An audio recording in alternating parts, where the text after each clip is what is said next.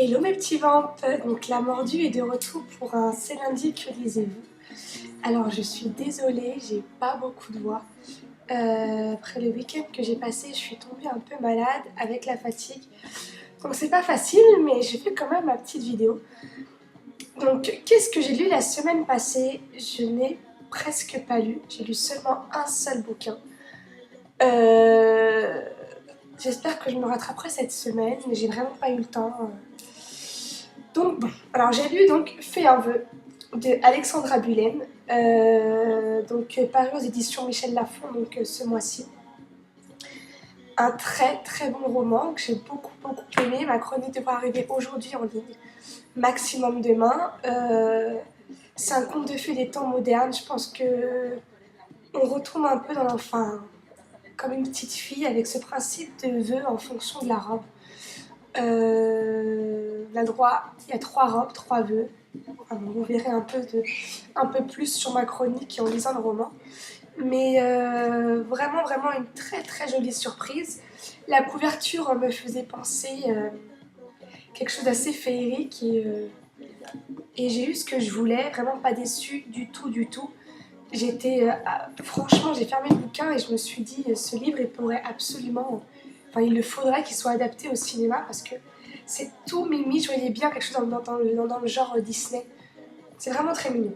Alors, qu'est-ce que je lis en ce moment? J'ai attaqué ce matin. J'ai embrassé un zombie et j'ai adoré. Franchement, je pense que je l'aurai fini ce soir ou demain. J'en suis à la page 30 et j'adore. J'adore le ton du roman. Un peu cassant.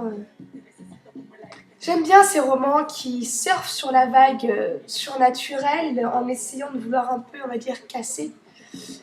Tailler un peu, voilà, lancer des vannes dessus, mais bon, on sent bien que c'est quand même qu'au final, l'auteur aime ça et c'est sympa d'avoir un peu d'autodérision. Bref, j'aime beaucoup.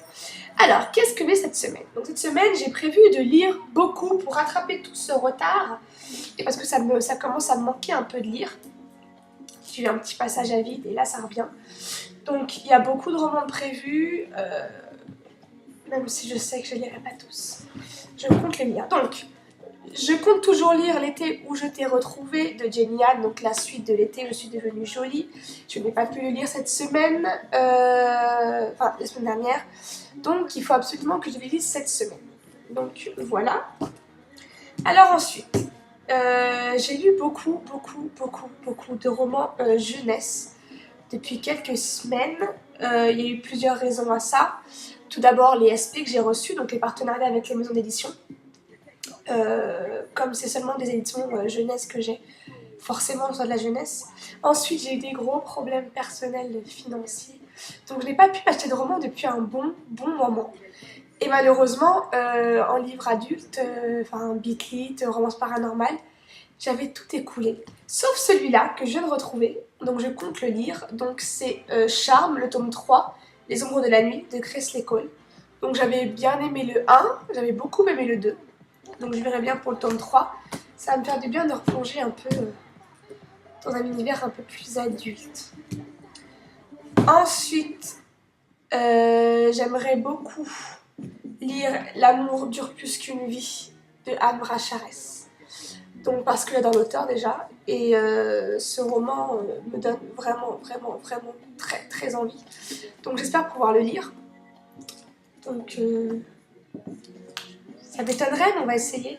Et alors, un livre que j'aimerais beaucoup lire, mais que je pense que je lirai en plusieurs fois, parce que ça va faire trop d'attente sinon pour une chronique. C'est donc Le Dernier Espoir de Cindy Mesny. Donc c'est un roman dont je vous fais la présentation, dont je vais dire quelques mots sur ce roman. Donc c'est un livre que j'attends depuis un petit moment, juste pour la couverture déjà. C'est-à-dire que même avant d'avoir lu le speech, j'ai vu la couverture et je me suis dit celui-là il est pour moi. De plus c'est une jeune auteure. Donc j'aime bien pouvoir lire un peu ce genre de roman pour soutenir, aider et je me dis que si je fais une chronique et que grâce à cette chronique, je sais pas moi, une dizaine de personnes se procurent le roman, je suis très contente. De plus, Donc il est dédicacé. Donc je vais le lire, j'ai vraiment hâte.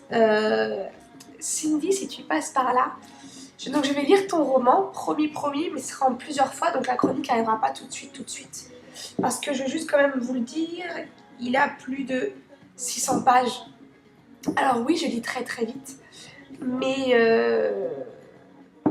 quand même. Donc ce sera en plusieurs fois. Donc voilà pour mes lectures de la semaine. Même si je sais qu'à tous les coups, je suis capable de caler quelque part VA4 qui me fait de l'œil ou Hunger Games qui me fait de l'œil aussi.